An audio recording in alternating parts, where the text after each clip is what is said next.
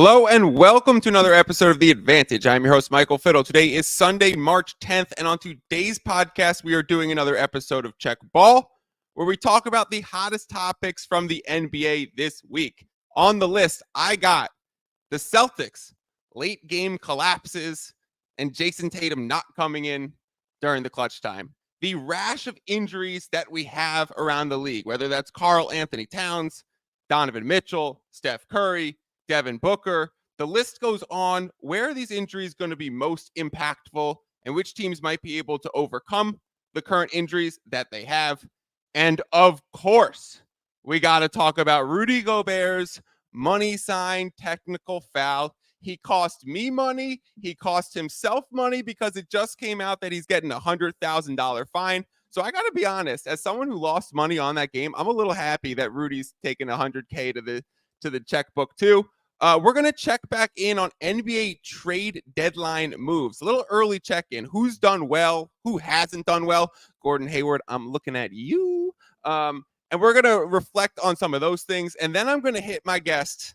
You already know who it is. We got AV behind the curtain right now. We're going to hit AV with some rapid fires. Who do you trust in the playoffs? I came up with a list of players that haven't been too good in the playoffs historically. We're going to ask AV if he trusts any of them this season. Let's go. I'm the type to get shit done. You the type to observe. March Madness on my speakers, but today's November 23rd. Got something loud in the blunt, yeah. I don't say what I want, yeah. Probably somewhere sunny getting tan. Foreign women in the sun, yeah. That's all that I need. That's all that I need. That's all that I need. Got my brothers with me. Got my brothers with me, and my mama's healthy. That's all that I need. All right, before we get started, let me remind everyone our typical housekeeping to follow me on Twitter at FiddlesPicks, to sign up for my free gambling newsletter, fiddlespicks.substack.com, which you can beautifully see branded on the bottom of this video tab right now. And of course, to go look at Fantasy Basketball International. This is being broadcasted on their YouTube channel. If you're in the fantasy basketball playoffs, like me and AV's league is about to start, you should go FBI and check out some of their resources to help get you that trophy. AV, welcome in. You are the project manager of studio branding today. How do you like the new studio? Interesting. And you turned down the background music for the pod. Yeah, I'm anti background music, and I've got to say I might be anti title as well. I've had some C-suite level titles with you. This feels like it might be a demotion, but I'll take it. I'll take it as a challenge here. I got to work my way back up in our check ball series. All right, well, let's start where we always start, which means you get to choose what topic we started with. I read off the list. Do you need me to do it again, or you want to just pick one? Yeah, no, let's start with the injuries because that's what scares me the most. I think what we've probably covered the most every week is how excited we are for these Western Conference playoffs, with 1 through 10 being so good. Even teams, like the Lakers and the Warriors, who have not impressed this year, because of who they have, Steph, LeBron, AD, they could just be so good once the playoffs start and make any series so interesting. So when I see the players kind of drop like flies in an order like this, I'm thinking mainly Cat, Curry, and Booker. And I know Curry and Booker are both supposed to be back well before the playoffs. It scares me. I feel like everything's lined up for one of the most exciting Western Conference playoffs I've ever experienced. And now it's a little bit in jeopardy. I don't want any of these injuries. So do you want to pick off any one of them that you specifically want to talk about? Anyone that gives you huge concern? Any of them you think that the team can fight through? Like, I'm looking at the Warriors dealing with Steph.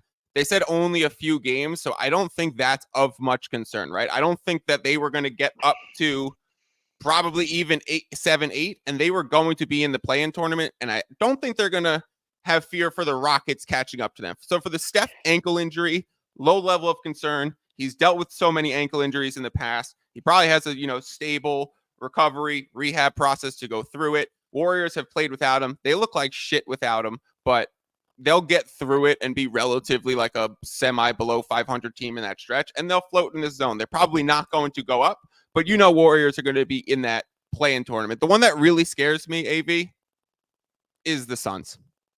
And I just don't know if the Suns are ever going to be what we expected them to be, what we had hoped for them to be. They are such a playoff-ready team. You could even see in the way they played last night with Royce O'Neal at the 5. That's immediately like a playoff-type lineup, and they're rolling it out in the regular season because, one, they kind of have to because they don't have much depth. Exactly. But they're just so leveled with injuries that I don't know if they're even going to get over the hump. I think Suns to miss the playoffs is like a sneaky hot take right now, and I wouldn't be too surprised if that happened. Like, they could easily lose to the Mavericks, who torch them. That's going to be an amazing play-in game if we get that. The Mavericks always take care of the Suns. Luka would take all of Luka's overs in that game. And then we get there, and then you get Suns going against Lakers or Warriors, which are two veteran-laden teams that can handle their business too. If Suns aren't gelling and getting that time on the court together, real concerns for them. Yeah, I mean, I agree. I also wanted to see a healthy Suns since they are so top-heavy and loaded. And we thought a lot of those things would pay off in the playoffs more than the regular season. In order for that to happen, you have to be healthy. I think it makes a big difference for them to skip the playing games. And I think I had both the Suns and the Mavs using the back third of this season better and making sure that they got above that play-in line. And that's not exactly what we've seen. I know that part of that is injury base and the fact that the rest of the West is so hot too. So if you go, 2 out of the 3, you might not even improve at all in the West. So it's just been like a tough time for them. But I have actually more faith in the Mavs than I do in the Suns because their issues haven't been as injury based. And I think given what we saw last year, you need a 100% Devin Booker, not only because he is the number one over KD, surprisingly, a lot of the times to initiate the offense as their kind of go-to guy, but also because of how well he played defensively in the playoffs last year. And most of that was just effort. He played so hard on that end of the floor. And can you do that if you're nursing ankle injuries and just working your way back? Certainly less so. And they just have no facilitator without Book. Like, yeah, can do it in ISO. Beal has not played with this team enough. Like, I saw him throw a drive and kick past Eric Gordon, and Gordon's just outstretched, like moving to catch the ball. The shot's off. It's just not working. The main thing that you have to be worried about if you're a Suns fan or want to see the Suns in the playoffs right now is Pelicans and Kings are playing unbelievable ball right now. Kings winning 3 of their last 4, tipping off against the Houston Rockets right now. I'm on the Kings -6. Nice. They're playing great basketball. They're getting back to Kings of old, where they're putting up in their AV in the 3 of their last 4 wins. They're averaging 128 points. Like, offense in this league, they could score with anyone. Sabonis will be on the list of, do you trust this guy in the playoffs? So we'll get to that later.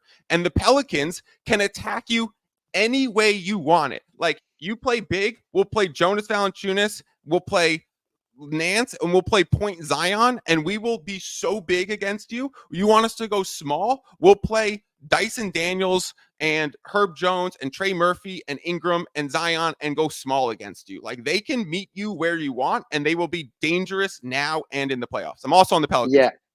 I love the Kings. I have Sabo on my fantasy team, and he's been on an epic run these last 15 to 20 games. Big time triple doubles, huge rebounding numbers. He's been crushing it. But the Pelicans have to be the scarier team here. So versatile, can show you so many different lineups, and defensively, they've been the best team recently. I mean, maybe Minnesota's still held on, but what they can do with Herb Jones' versatility is impressive. I think they're kind of built for a fun playoff series if Willie Green can put together a good coaching performance, because I think he's going to have to make adjustments. Do you trust him? Me and you talk not coaches yet, which is why I'm nervous about it. We talk coaches a lot, and there are a lot of coaches that are going to be tough for him to potentially face who have a lot of experience, and I don't trust him yet. I'm open to the idea of trusting him. Is about as enthusiastic as I can be. Do you trust my take on coaches' opinions? Yeah, of course. Why? You trust Willie? I can defer to you more if you trust Yep. Willie. Okay. I've been really impressed with him lately. And the reason is because I think it's Antonio Daniels, who's the Pelicans color commentator on League Pass. Yeah. Easily the best in the league. Easily the best League Pass color commentator in the league. I love him. I wish he was on national broadcast. He is the man. I love watching Pelicans games because I love listening to the way that he breaks down the games and talks about the way they should attack teams and whatever. And I've been able to watch Willie Green and communicate with his team and play in these different sets. They are switching between things quickly and they're adjusting on the fly mid games when I watch them. Been very impressed with Willie Green recently. So I have I'd put him on the trust list if he was a player that we could reflect on. Let's go over to the East, AV. Yeah. Injuries are the name of the game right now, unfortunately. Cavaliers playing without Mobley, playing without Donovan Mitchell because the PRP, playing without Max Strus right now. I just Bronny doesn't like that.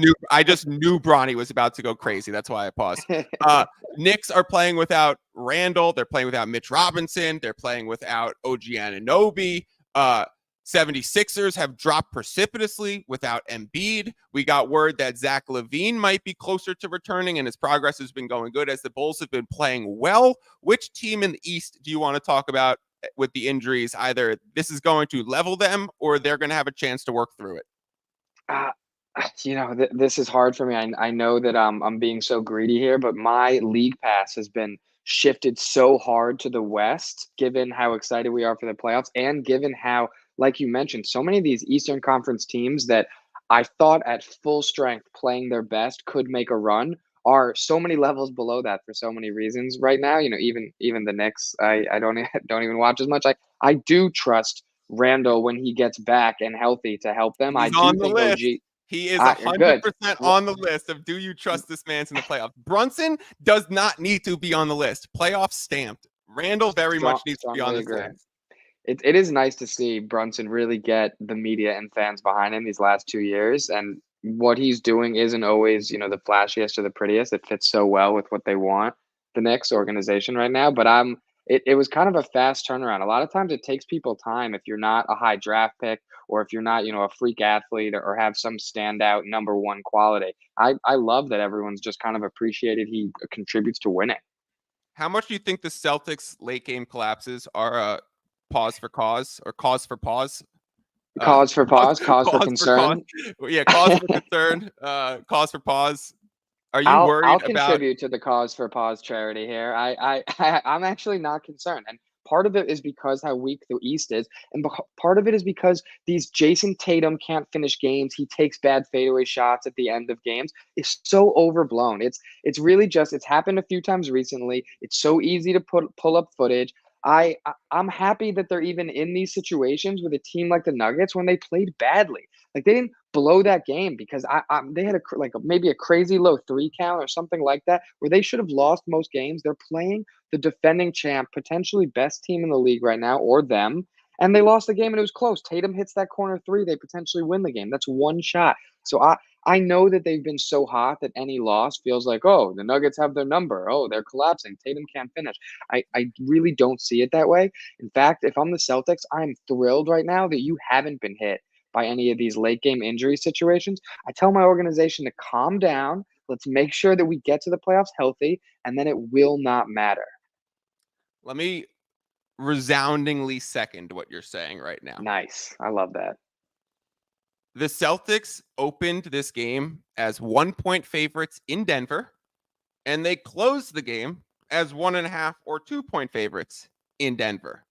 So the market has spoken loudly, and the market takes into account the entire season's worth of sample size, including the game that they previously lost by 7 at home to the Denver Nuggets, including the recent way the Nuggets have come out of the All-Star break playing amazing, the recent collapse to the fourth quarter of the Cavaliers, and the market still said smart money's coming in on the Boston Celtics. And my whole approach to NBA gambling is I know the NBA really well, but when I'm betting, I forego my basketball opinions and just let the market react, and I read the market for loud indicators.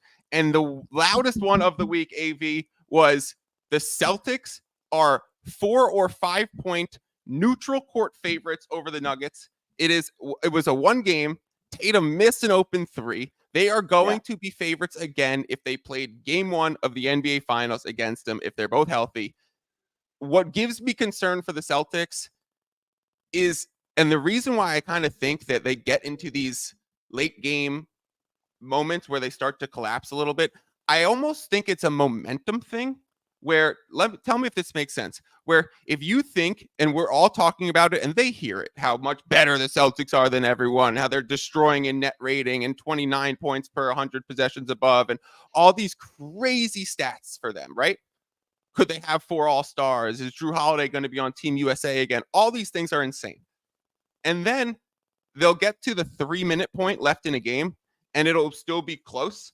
And the Celtics mentality is we should be up by 10 right now. Whereas the other team's mentality is we got a chance. Yes, so yes. You get to that brink and that point where the other team has momentum and they feel good about themselves. Celtics are on their heels a little bit. Whereas in the playoffs, I think the Celtics are going to say we've been in these positions before. And the other team's naturally going to be on their heels a little bit too because of the pressure. So I'm less concerned about these things happening in a playoff moment where I think in a regular season, they'll show their face a few times throughout the season.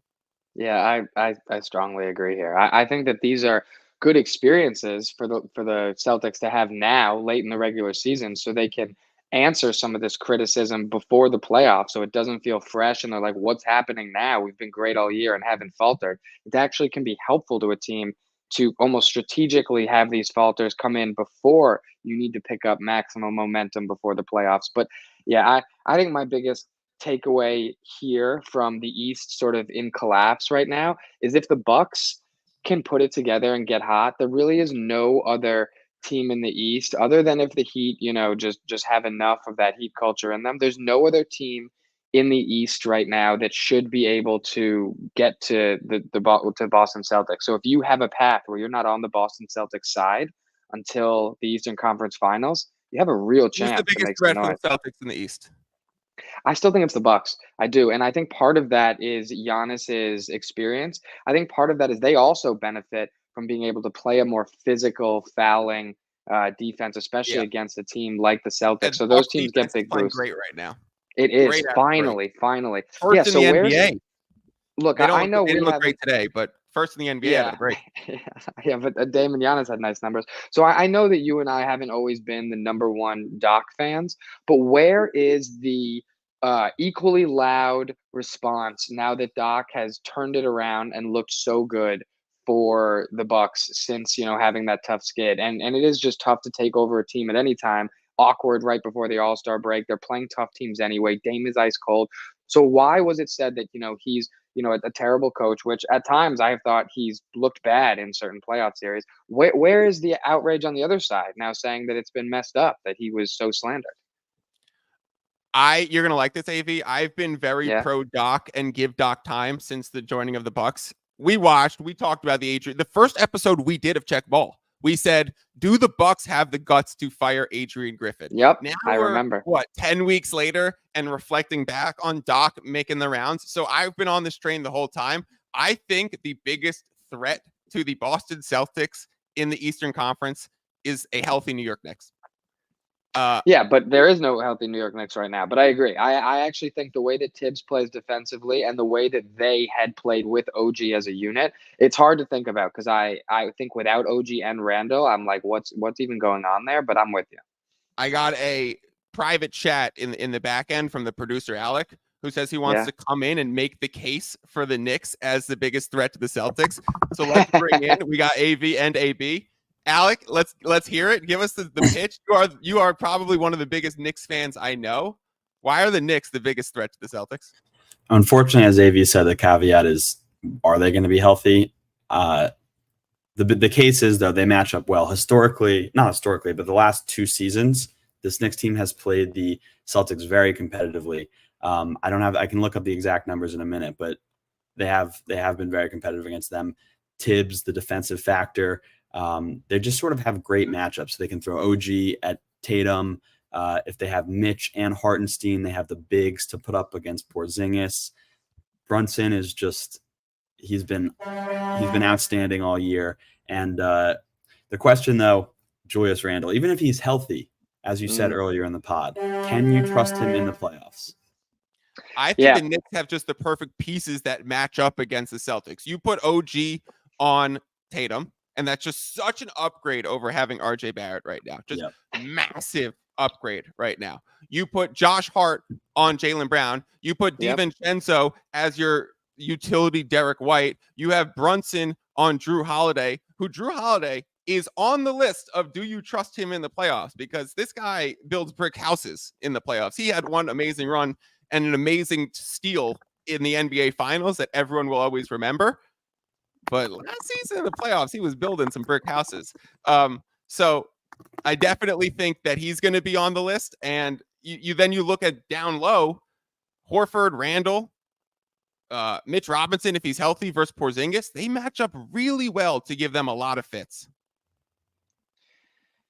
Yeah, I mean, we've danced around a couple of these do you trust now, and just going back to Julius Randle quickly, part of the reason I trust him in the playoffs is because I feel like a lot of the shots that he takes during the regular season are shots you don't need during the regular season because you can get such high quality looks at the rim and at the 3-point line. When in the playoffs, that's actually when you need someone who can take those tougher contested twos, those bully ball buckets. Whereas in the regular season, I'm like, my guy, we can run something better and get a better look. You can't get that in the playoffs.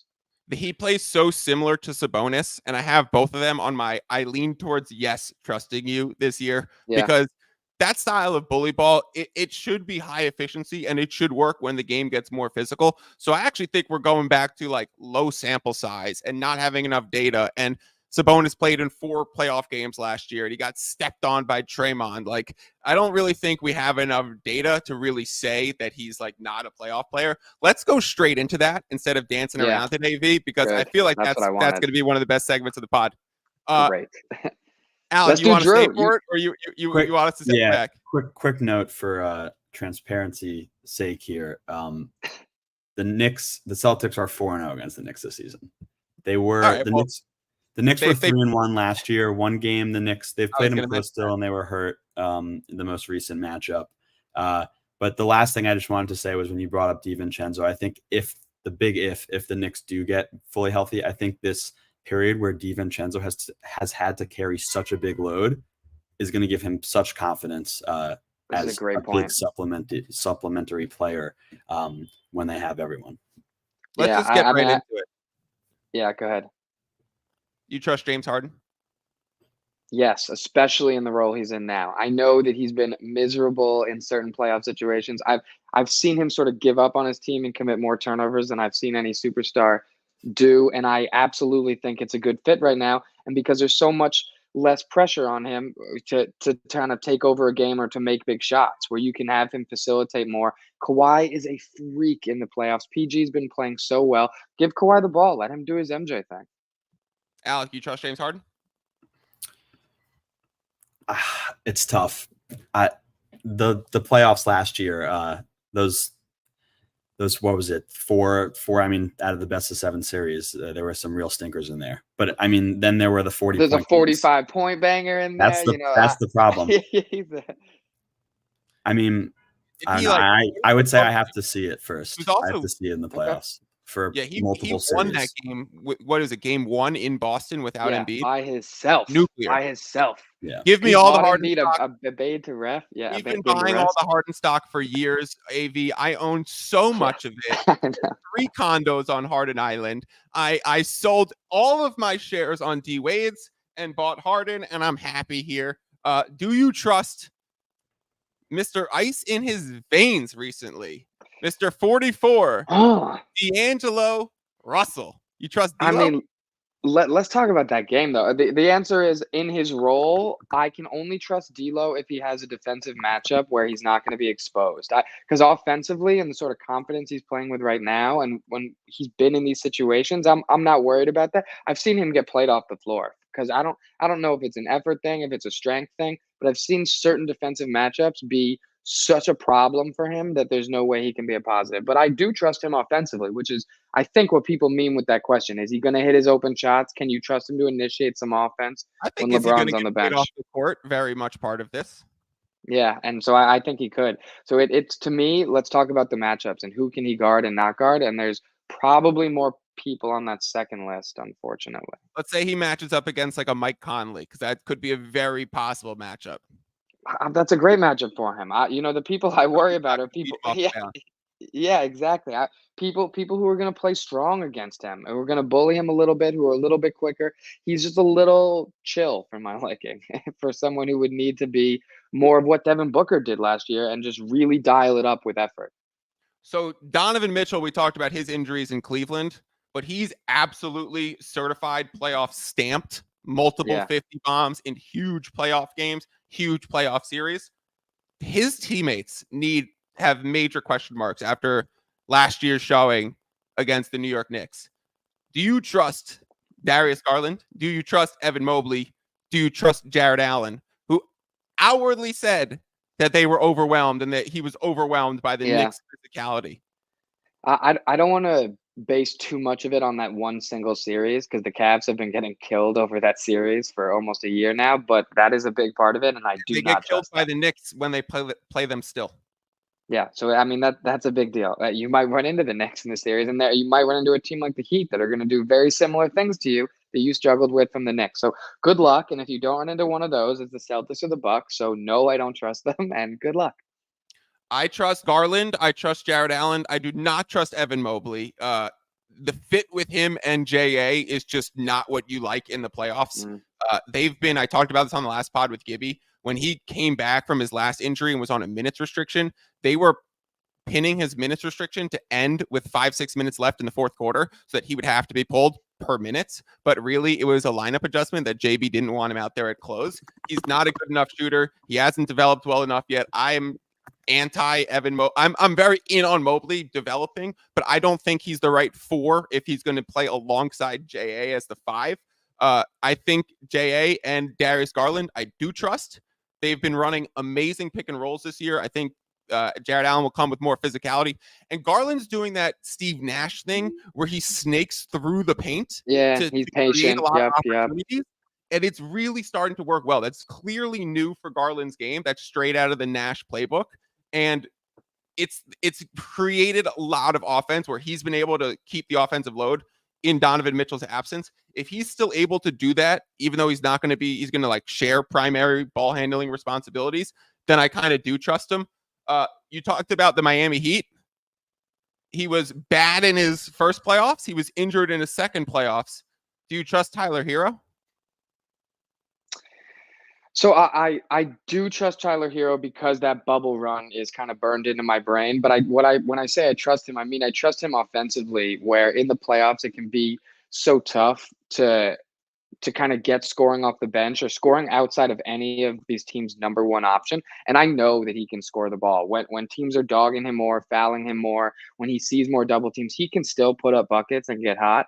The issue for me is they are so much better when 1 through 5 on the floor is a defensive freak. And I know that they sort of survive with either a Duncan or a Hero or one of those on the floor. And I think they can continue to do that. But for me, there's only one. So he fills that spot. And so you need to sort of work around him. And I think it's going to be huge what he can do offensively, but I think it's going to hurt you defensively. And so you're going to have to be just strategic. Is this a Tyler Hero game? Is this a Duncan game? Every game is not going to be for him. Alec, you said you wanted to add in something on D'Angelo Russell, and then we have one more to add, which is going to segue beautifully to the next topic. Nice. It's hard to ignore what he's been doing in this latter half of the season. The biggest thing that stood out to me after his 44-point performance was his post-game quote. Ooh, what'd he say? Love this. Yeah. So it's a longer quote, but the main part: public humiliation has done nothing but molded me into the killer that you all see today. And I never lack confidence. I never fear confrontation. I want all the smoke. Oh, D'Lo, Mike, give us your reaction. Oh man.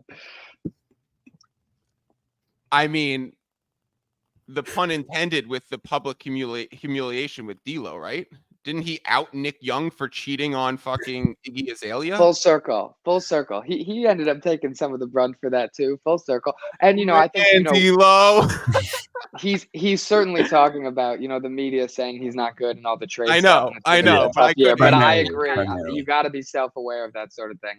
I agree. Versus on the other side, if we're doing post-game interviews, do you guys see Shai's the other day? I love Shai. They asked him how he's so consistent, 30 game after 30 game.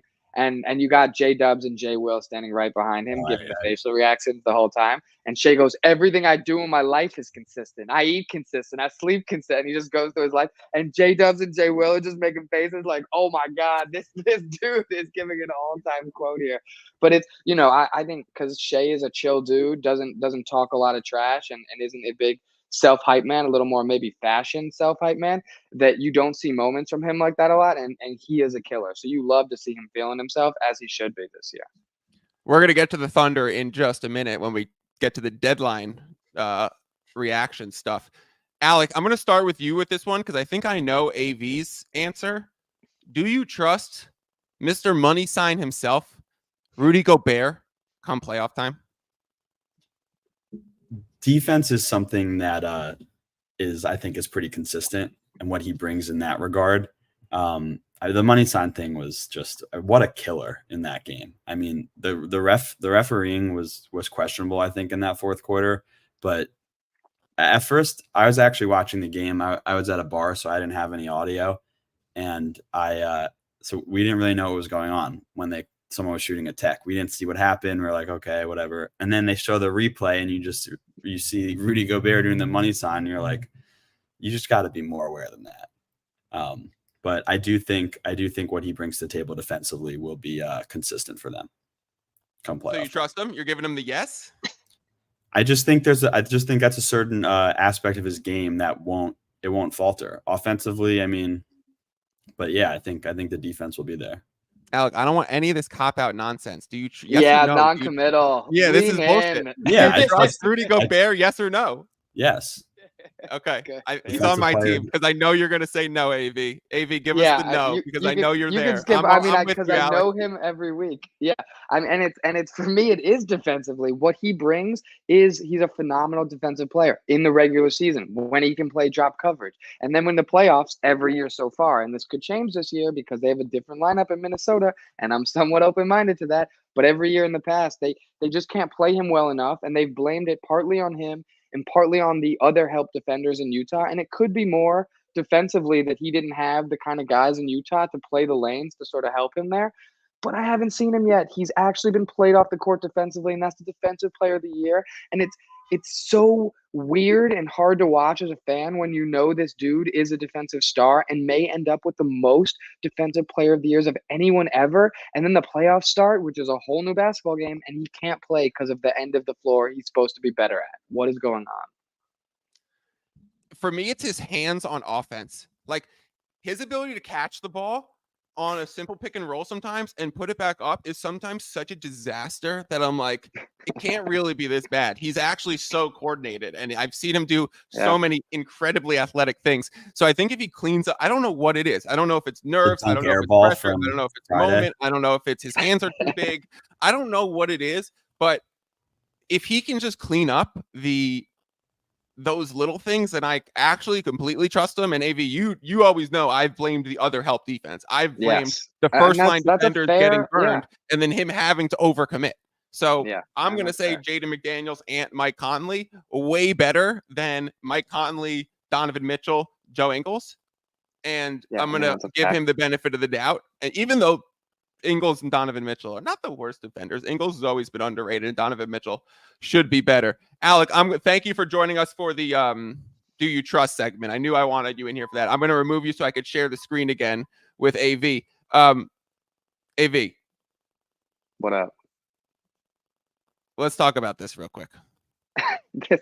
This is a tough topic because if David Stern was still in the NBA, guys wouldn't be doing this. They would be getting assassinated in their rooms at night for comments like this. This is like the NBA's number one fear. Look, the NBA has actually had a real problem with reffing and sort of the legitimacy of the game. So it's not just like a joke, and it's not just conspiracy theories, which is why these comments from Rudy Gobert are so tough. I don't know what amount it could be true. I'm not the right person to ask. I can't even believe I'm being asked to consider the depth of a conspiracy of whether or not the refs are not only, hustling for the league to get matchups they want and extend series, but now actually cashing on their own in sort of more like a Donahue, mob situation. I can't speak to that, but because it's actually been such a big problem in the NBA, Rudy Gobert doing this is a big issue. It's actually a problem. It affects the way that you think about the game. Growing up, I've had to have so many conversations with borderline fans being like, "But the game is rigged," and it's like the crazy thing is that's a legitimate thing for them to say, and I hate that. And you have to entertain it, and you have to squash Rudy Gobert doing this because it actually ruins the game. I'm sorry to be like an NBA side, like, a black suit kind of take him away, dude. And I feel like I'm talking for the bad guys, but can't have this. He did it to Scott Foster, who's been around the block for 25 years, who's got the quickest trigger to hand out techs. In the moment where you can't give a tech, where I don't want to bring this in, but also women's night in the NBA, all women commentators, all the other 2 referees were both women too. So like, you're going to take this as the game that's rigged with so many eyes on it in this Timberwolves versus Cleveland Cavaliers game. This is the one that's rigged, Rudy. Like, really? Like, come on. I think it was absolutely ridiculous. Good. I agree with you. I just think he's such a boneheaded guy. And my take on the whole rigging thing is just like, AV, if I thought that the league was rigged, I would tell you I don't know where it's rigged. And therefore, I wouldn't try and make a career betting it and trying to predict things with market trends and movement if it was all a sham. So I don't think it's rigged at all. You did have the Vanderbilt quarterback. I don't know if you saw this. Do you see the thing about the Vanderbilt quarterback? No. Ex-Vanderbilt quarterback, I'll see if I could pull it up too, says that, oh, by the way, sidebar. You want to know why I can't show the videos right now, AV? Well, you got called out. You got your YouTube licensing. You got a cease and desist along the way here. We got points dinged. Where our podcast has gained enough popularity where we got actual YouTube licensing rights because we showed the Paolo Banchero game winner. There's a silver lining to that. Charge for it, so I'm not making money off of it. So no fine to pay. But we'll share the screen. The Vanderbilt quarterback, AV, came out. He's an ex-Vanderbilt quarterback. He's even the backup, so I don't even know why he said this. I'll have to dig more into it. But he says he was at a restaurant once, and he went up to the bar, and someone from the Italian mob came up to him and offered him $250 to $300K to help rig a game, and that all of the SEC games are rigged. And he says he was approached in a restaurant about this. I mean, this is tough because it's putting a lot on one person that I don't know, and I don't know if we can trust. I know that's such an insider position to be in as an SEC quarterback that there could only be a few people to give you info like that. But I don't know, given people's debatable reliability and that certain people have sort of made up or embellished stories, and that this is an interesting kind of fun thing to talk about in that way, that I don't know if I can trust this.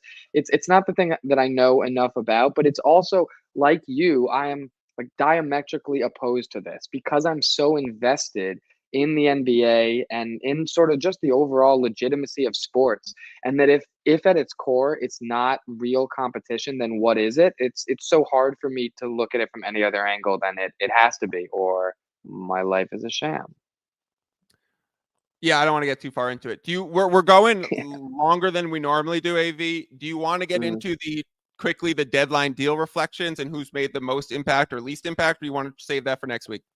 Yeah, let's actually, I know we're going over, but I'm interested in that. Let's just do quickly one on each side. Because I think the bigger thing is what teams didn't make a deal that should have. And now that we see, do it. It's got to be OKC. Sam. Boom. Team the guy that's made no impact is Gordon Hayward. I think it's stats like he's got 17 points in 130 minutes played. Homie used to have 17 points in 28 minutes played. So he's been net negative for them. He has not even been better than Giddey, as we hoped that he would. Me and Alec did a full podcast together on deadline reflections, and we were like, maybe he can replace in that closing lineup for Giddey and be a little bit of a better shooter and not detract from too much rebounding, because Giddey actually does provide that. Gordon Hayward, no impact at all.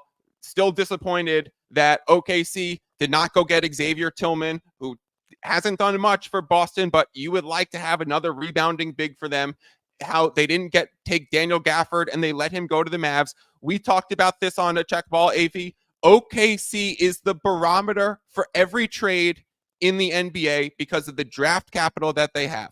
You have to judge every trade was this a win for that team? Was it a loss for that team? And caveat, should OKC have upped all of them and taken OG Anunoby? Should OKC have gotten Royce O'Neal instead of letting him go to the Suns? All of these questions need to be asked because OKC has so much to trade and a championship window in a season with a ton of parity. And I understand not going for the Lauri Markkanen because you're bringing another high usage offensive player. But to not secure one or two role players who you can even give DMPs to and then check if they fit, and to just go with Gordon Hayward, absolute disaster for OKC, for a front office that's been so good so far. Yeah, I couldn't agree more. And I would say that's with only even considering the other role players that were traded that could have helped them. There are other people that didn't even get moved So that were on the table that they could have made you go offers get for. Marcus Yeah, so Smart from Memphis. That would have been huge. Again, I don't know if he could have been moved. I don't know if he was on the table. They should have been trying every single one of these that fits the bill for them.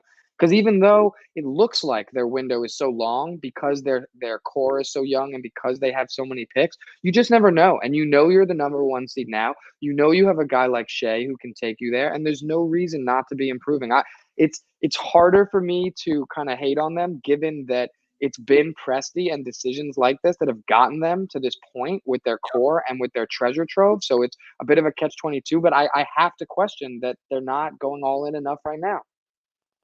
Does OKC draft Bronny James? Are they using all of this draft capital to just find out where Bronny James is going to land? Oh, he's going to be 17th off the board. We'll trade up and take 16. We're going to draft Bronny James. We're going to bring in LeBron, and we are championship motherfucking ready, title contenders, championship favorites for the next 2 to 3 years. I would be impressed if LeBron loved the game enough to go to OKC. I think he might. Son, you have my cell phone number. You could FaceTime. Yeah, exactly. That is exactly what I think. I mean, look, I want it as much as you do. And I think it'd be so cool to have the debatable GOAT be like, I'm going to end my career by moving from LA to Oklahoma City to play with my son. There's so many fun and weird factors at play there. But look, let me just say, I'll just focus on the year now, that if the front office is making decisions that could potentially help or hurt them, their championship chances this year based on Bronny potentially in 2 years or whenever it is, then they're doing it wrong. Yeah, no, they're not. They're not. I'm just hoping and dreaming. What do they call it? I like that take of yours. You know that. Pascal Siakam's been the biggest concern of mine in Indy. I have not seen the Indy bump that we were expecting. They've almost neutral or even played a little bit worse in my mind, like lost a little bit of the identity without Bruce Brown and being able to throw just tons of wings, tons of pace, Obi Toppin. Like those lineups aren't really working out that well. So Pacers are something that really concerns me. And I'm thinking like, are we all sure that Pascal's just going to stay in Indy when he's a free agent? Like they gave up 3 first-round picks with the wink and the nod that will give you the max. If it's all about the money, he'll take it. But you have to. I'm a little bit concerned that Siakam bails on Indy at the end of the season, and that was disaster. It'd be a disaster for them. Oh, so that'd be a disaster for them. So that's the only thing that makes me think they know something a little bit more than just we think we can keep him here, given what they've given it up and how bad it's been for them. Yeah, it's hard for me to judge plans around it to make it work better. Yeah.